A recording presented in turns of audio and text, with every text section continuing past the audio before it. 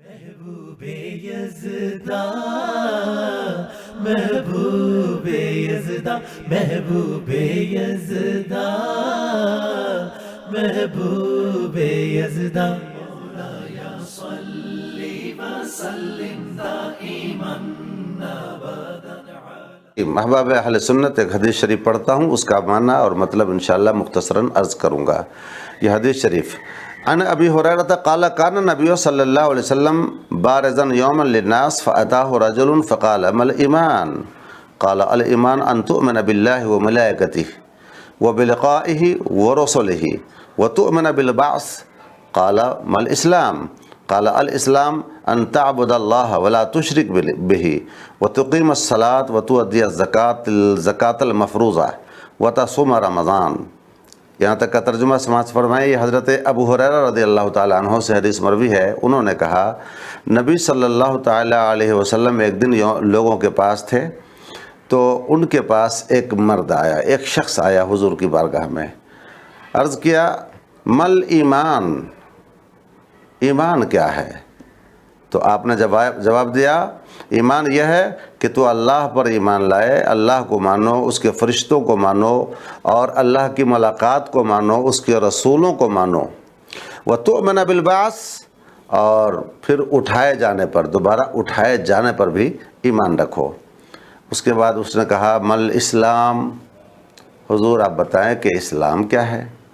تو آپ نے فرمایا الاسلام ان تعبد اللہ ولا تشرک بہ، اللہ کی عبادت اس طرح کرو کہ اس کے ساتھ کسی کو شریک نہ بناؤ، اس کی عبادت میں یا اس کی ذات میں یا اس کے صفات میں کسی کو شریک نہ بناؤ.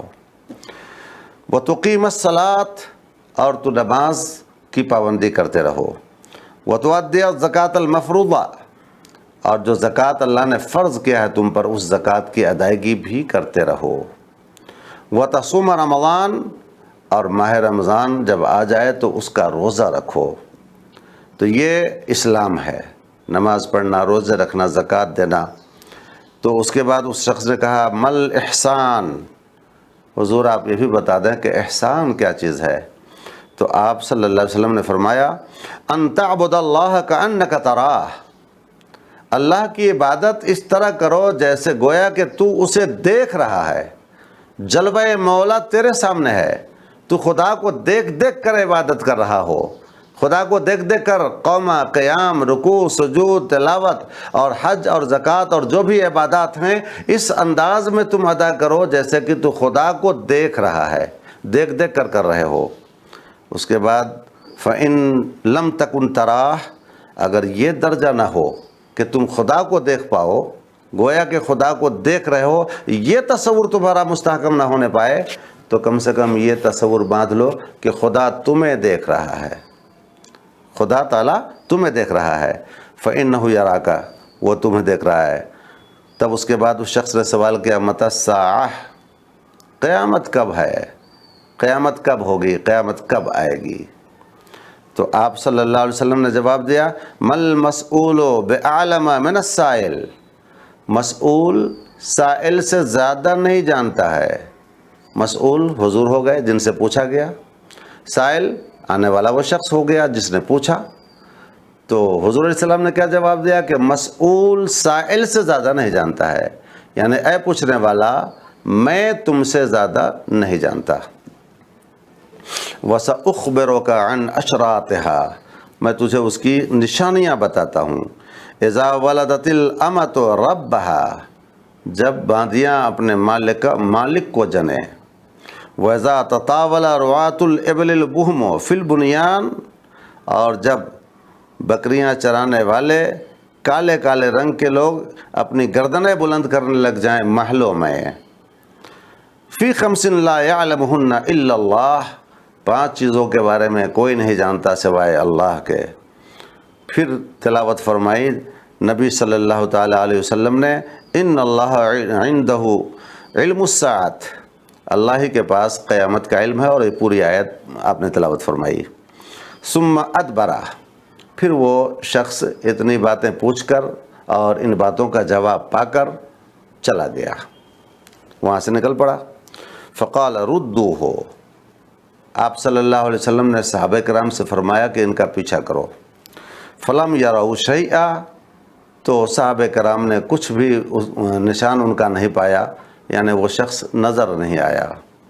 فقال ھذا جبریل، تو آقا صلی اللہ علیہ وسلم نے ارشاد فرمایا کہ یہ جبریل ہیں، جاء یعلم الناس دینہم، وہ آئے تھے لوگوں کو ان کا دین سکھانے کے لیے۔ یہ حدیث رہی، بخاری شریف میں آیا ہے، باب و سوال جبریل میں، مشکات شریف میں بھی حدیث ہے۔ تو یہ حدیث اور اس کا ترجمہ میں نے آپ کی خدمت میں پیش کر دیا۔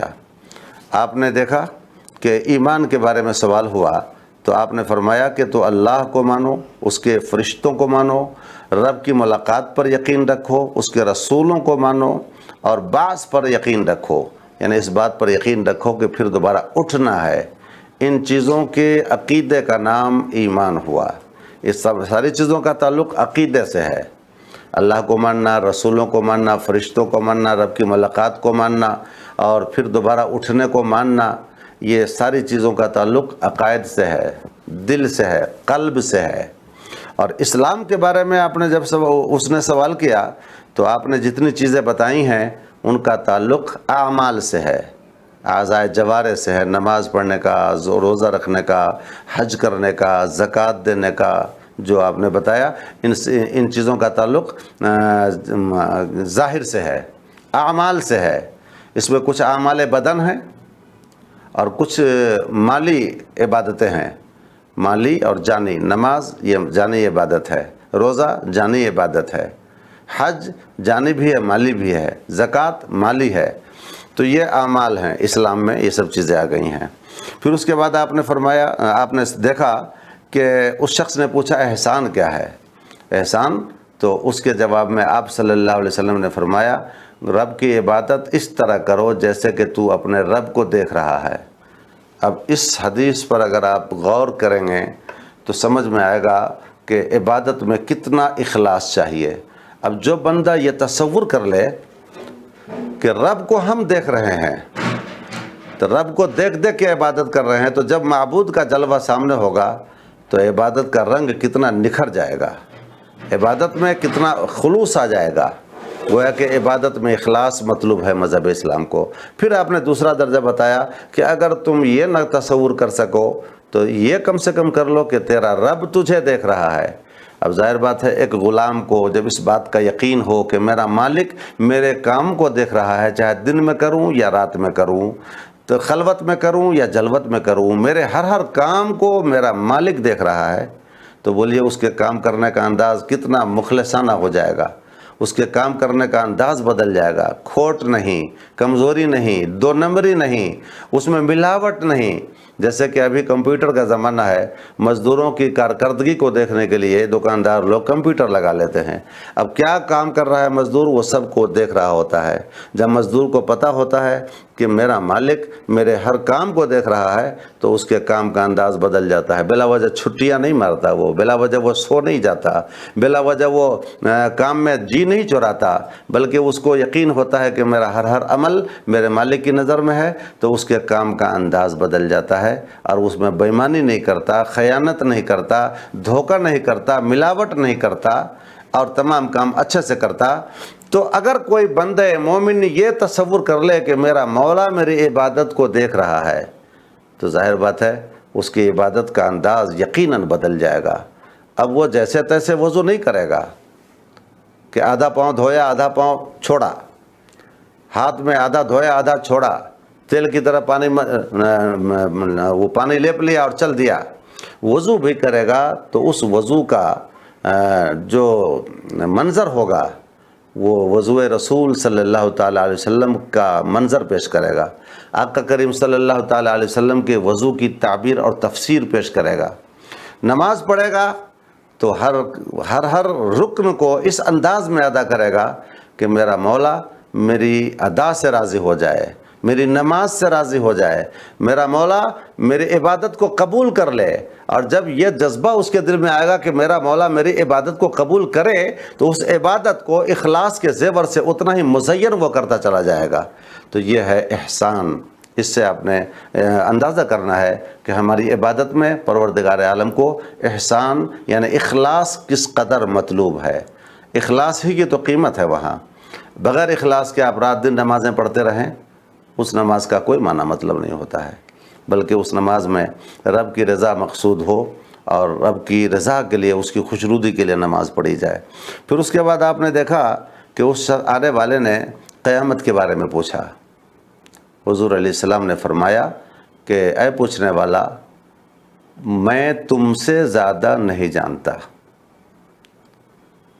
اس پر بہت سارے لوگوں کو وہم ہوتا ہے کہ آخر یہ کیا، وہ تھے کون آنے والا کہ جس کے بارے میں حضور فرمائیں کہ میں تم سے زیادہ نہیں جانتا۔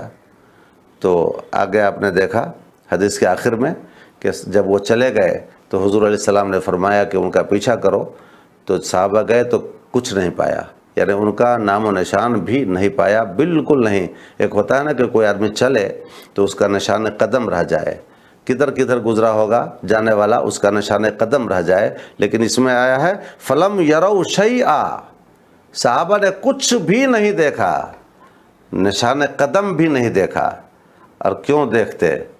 وہ تو بعد میں ظاہر ہو گیا نا کہ وہ جبریل تھے، تو جبریل کے قدم نہیں تو وہ نشان قدم کہاں سے نظر آئیں گے؟ پھر آپ کے دل میں سوال ہوگا کہ اوپر آیا ہے کہ فَأَتَاهُ رَجُلٌ، ان کے پاس ایک مرد آیا۔ صحابہ کرام بھی دیکھ رہے تھے، ان کی آواز بھی سن رہے تھے، ان کے جسم کو دیکھ رہے تھے۔ حدیث میں رجل کا لفظ بھی آیا ہے، تو رجل کا لفظ جب آیا تو رجل کا تو نشان قدم ہونا چاہیے۔ تو دوستان محترم، وہ رجل کی شکل میں وہیں تک تھے، دربار مصطفیٰ تک رجل کی شکل میں تھے، لیکن جب وہ وہاں سے اٹھے ہیں تو وہ اپنی اصلی حالت ملکی میں آ گئے ہیں۔ فرشتے تھے وہ، اور ظاہر بات ہے کہ فرشتے کا پاؤں نہیں، ہاتھ نہیں، جسم نہیں، جسمانیت نہیں، کھانا نہیں، پینا نہیں، اس لیے نشان قدم بھی نظر نہیں آیا تھا۔ اس سے سمجھ میں آیا کہ فرشتے جو نوری مخلوق ہیں تو وہ انسانی شکل میں بھی آ سکتے ہیں، اور جب انسانی شکل میں آئیں گے تو انسان کے جسم کے لیے جتنی چیزیں ضروری ہیں ان تمام کے ساتھ وہ آتے ہیں۔ مشکات شریف میں اسی حدیث کو کچھ الفاظ کی تبدیلی کے ساتھ لائے ہیں۔ اس میں ہے کہ جب وہ آنے والا آیا تو حضرت عمر رضی اللہ تعالیٰ عنہ سے وہ حدیث ہے مروی، یہاں حضرت ابو ہریرہ سے، تو بہرحال راوی جو بھی ہوں، تو اس میں جو ہے وہ یہ ہے کہ بال بہت کالے تھے، اس آنے والے رجل کے بال بہت کالے تھے، کپڑے بہت سفید تھے، لا یرا علیہ اثر السفر، ان کے اوپر سفر کا کوئی اثر نہیں دیکھا جاتا تھا، ولم یعرفہ منا احد، اور ہم میں سے کوئی ان کو پہچانا بھی نہیں، ہمیں یا لا یعرفہ منا احد، ہم میں سے کوئی پہچانتا نہیں تھا۔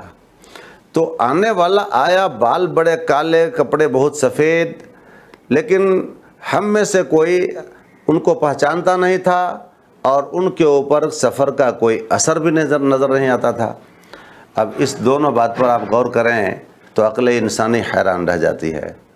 صحابہ کرام میں سے کسی کا نہ پہچاننا، جبکہ دربار نبوی صلی اللہ تعالیٰ علیہ وسلم میں دور و نزدیک کے صحابہ کرام ہوا کرتے تھے، اب ان میں سے کسی کا نہ پہچاننا، کسی نے نہ پہچانا، یہ اس بات کی دلیل بن رہی ہے کہ آنے والا بہت دور سے آیا ہے، قریب کا نہیں ہے، مدینہ کا نہیں ہے، اطراف مدینہ کا نہیں ہے، بہت دور سے آنے والا ہے، تبھی تو ہم میں سے کوئی نہیں پہچانا۔ اگر اطراف مدینہ کے رہنے والا ہوتا اور قریب سے آنے والا آتا تو کوئی نہ کوئی تو پہچان جاتا، لیکن کسی کا نہ پہچاننا اس بات کی دلیل بنتی ہے کہ آنے والا قریب سے نہیں آیا ہے۔ چلیے ایک طرف یہ بات، دوسری طرف لا یرا علیہ اثر السفر، ان پر سفر کا بھی کوئی اثر، گرد و غبار، چہرے پر تھکن کے آثار، یہ کچھ بھی نظر نہیں آ رہا تھا۔ تو چہرے پہ تھکن کے آثار نظر نہیں آنا، گرد و غبار نظر نہیں آنا، اور دور سے آنے والے کی طرح کیفیت کا نہیں وہاں پایا جانا، یہ اس بات کی دلیل بنتی ہے کہ یہ کسی قریب ہی میں سے آ گئے ہیں، بالکل قریب سے آئے ہیں۔ دور سے آئے ہوتے تو سفر کا اثر ہوتا، آثار تھکن بھی ہوتے، گرد و غبار سے چہرہ اٹا ہوتا، بالوں میں بھی گرد و غبار ہوتے، لیکن کچھ بھی نہیں، کپڑے پر بھی نہیں، بالوں پر بھی نہیں، چہرے پر بھی نہیں، سفر کا کوئی اثر نہیں ہونا، یہ اس بات کی دلیل بنتی ہے کہ آنے والا دور سے نہیں آیا بلکہ نزدیکی سے آیا۔ اب یہ دو متضاد باتیں وہاں پر جمع ہو رہی ہیں۔ صحابہ کرام کا نہ پہچاننا اس کے دور سے آنے کی دلیل بنتی ہے، اور سفر کا اثر ان کے اوپر ظاہر نہ ہونا ان کے قریب سے آنے کی دلیل بنتی ہے۔ تو دونوں میں تطبیق یہ ہے کہ واقعی میں پہچانا صحابہ کرام نے نہیں، اس لیے کہ وہ عالم انسانیت سے نہیں تھے، وہ انسان تھے ہی نہیں، تو پہچانتے کیسے؟ وہ فرشتہ تھے۔ اور سفر کا اثر نہیں ہونا بھی اسی لیے ہے کہ وہ دور سے کیوں آئیں گے، وہ تو فرشتہ ہیں، وہ تو ڈائریکٹ یہاں بارگاہ نبوی صلی اللہ تعالیٰ علیہ وسلم میں موجود ہو گئے۔ ان کو نہ گھوڑا چاہیے، نہ گاڑی چاہیے، نہ اونٹ چاہیے، نہ سواری چاہیے، نہ پیدل سفر، وہ تو ڈائریکٹ آ گئے، تو سفر کا اثر کیسے دیکھا جائے گا؟ برکیف تو وہ انسانی روپ میں تھے، تو جب تک انسانی شکل میں تھے تب تک انسان کے جو لوازمات ہیں وہ تمام کے تمام ان پر موجود تھے، ہاتھ، پاؤں، سر، بال، کپڑے وغیرہ۔ لیکن جب وہ اصلی حالت میں ہیں تو نشان سفر بھی نہیں، نشان قدم بھی نہیں، صحابہ کرام نے کچھ بھی نہیں دیکھا۔ تو پتہ چلا کہ جب نوری مخلوق بشری لباس میں آ جائے تو بشری تقاضے ان پر طاری ہو جاتے ہیں، اور پھر جب اپنی اصلی حالت میں آ جائیں تو بشریت کے تمام تقاضے اس سے ختم ہو جاتے ہیں۔ تو آقا کریم صلی اللہ تعالیٰ علیہ وسلم کے لیے بھی ہمارا یہ عقیدہ ہے کہ آپ شکل بشر میں نوری مخلوق ہیں، شکل بشر میں آئے ہیں، اس لیے آپ کھانا کھا رہے ہیں، حضرت آمنہ کے گھر پیدا ہو رہے ہیں، حضرت دائی حلیمہ کی بکریاں چرا رہے ہیں، دودھ پی رہے ہیں، کپڑے پہن رہے ہیں، بھوک لگ رہی ہے، وغیرہ وغیرہ، بشری جو عوارض ہیں وہ تمام آپ پر طاری ہو رہے ہیں۔ لیکن پھر جب اپنی اصلی حالت پر آپ آتے ہیں تو عالم یہ ہوتا ہے کہ پورا سینہ چیر دیا جاتا ہے اور ایک قطرہ خون آپ کے سینے مبارک سے نہیں نکلتا ہے۔ دائی حلیمہ کے گھر پہ شق صدر کا واقعہ پیش آیا تھا، پورا سینہ کھول دیا گیا مگر ایک قطرہ خون کا نظر نہیں آیا۔ تو یہ آپ کی جو نوری حیثیت ہے۔ اور جہاں دودھ پیتے نظر آتے ہیں، بکریاں چراتے نظر آتے ہیں، اور تجارت کرتے، کاروبار کرتے نظر آتے ہیں، پیٹ پہ پتھر باندھتے نظر آتے ہیں، کھاتے پیتے نظر آتے ہیں، یہ آپ کی بشری حالت ہے۔ تو میرے سرکار صلی اللہ تعالیٰ علیہ وسلم کی بھی دونوں حالتیں تھیں، نوری حالتیں، بشری حالتیں۔ نوری حالتوں پر بھی ابھی تھوڑی گفتگو کروں گا انشاءاللہ۔